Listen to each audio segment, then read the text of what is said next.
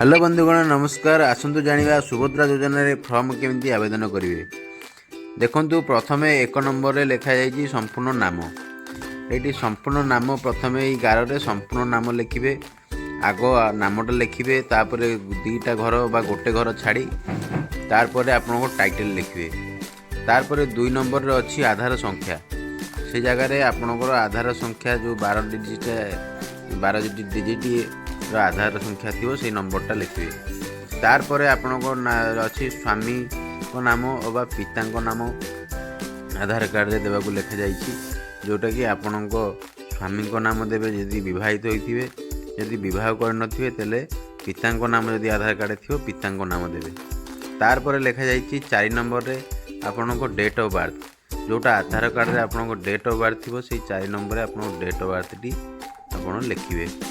तारपरे आपण 5 नंबर लिखा है साधारण वर्ग, अनुसूचित जाति, अनुसूचित जनजाति अबा शारीरिक भिन्नक्षम हाँ अबा ना। से जगह टिक मारे शारीरिक भिन्नक्षम जो मैंने शारीरिक भिन्नक्षम हाँ मारे, जो मैंने भिन्नक्षम नुहे से मैंने ना मारे। तारपर लिखा जाइए आधार संजोग मोबाइल नंबर। आपण आधार संजोग जो मोबाइल नंबर थी से मोबाइल नंबर टी जगह लिखिए। तापर 8 नंबर लिखा जाइए विकल्प नंबर। घरर जेकोसी आउ गोटे विकल्प नंबर 8 नंबर रे आपण ये जगह विकल्प नंबर टी लिखिए। देखंतु नंबर गुड़िक आउ नाम गुड़िक जो ऊपर लिखा जाइए से गुड़िक सूचित करने जे आप यही भाव में क्रम अनुसार लिखिए।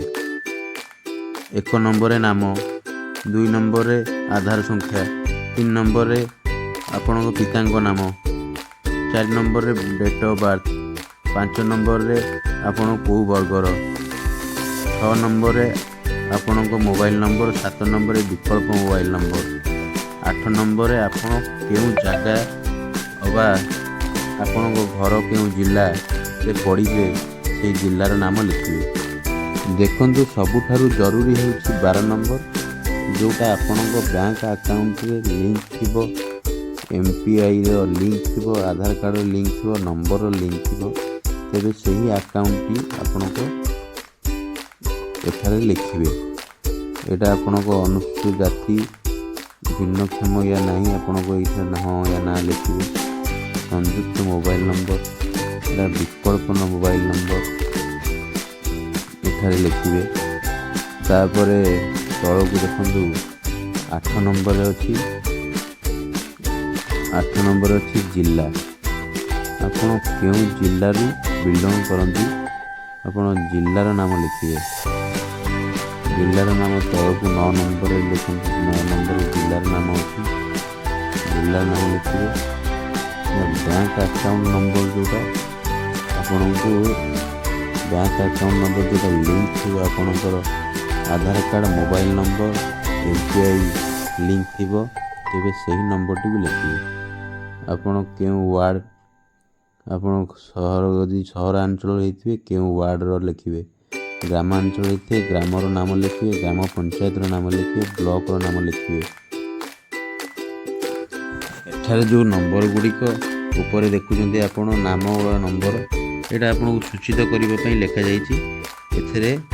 सेमिति किसी ये नहीं ए नंबर को आप देवे ना, ये तो सब भूल हो।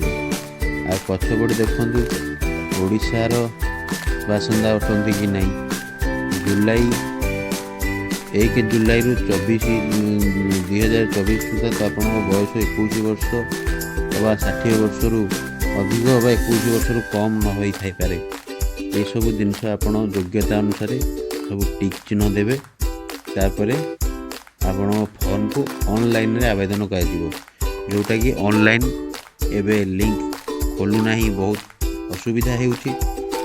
8 तारिख रु खोलिबार उपमुख्यमंत्री अनाउंस करिसंती, अपेक्षा करंतु निश्चिंत खोलिबो।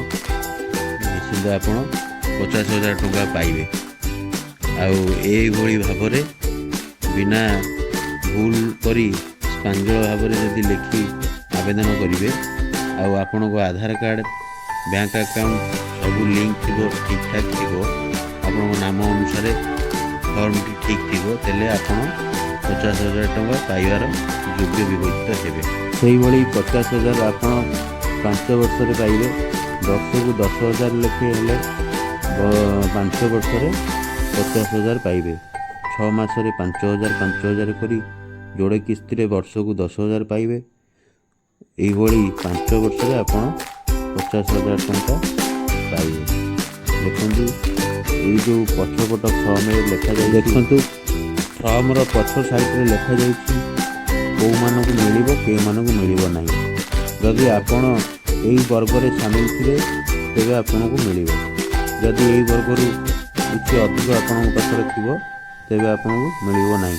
5 ଏକର ଜମି ନଥିବ, 5 ଏକରରୁ ଅଧିକ ଜମି ଥିଲେ ଆପଣଙ୍କୁ ଏହି ଟଙ୍କା ମିଳିବ ନାହିଁ।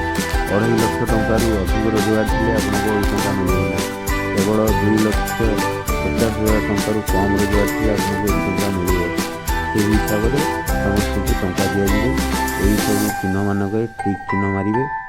ଯଦି ଭିଡ଼ିଓଟିକୁ ଭଲ ଲାଗିଲା ଭିଡ଼ିଓଟିକୁ ଲାଇକ୍ କରି ସେୟାର କରି ସମସ୍ତଙ୍କୁ ସବସ୍କ୍ରାଇବ୍ କରିବାକୁ ଅନୁରୋଧ। ଧନ୍ୟବାଦ।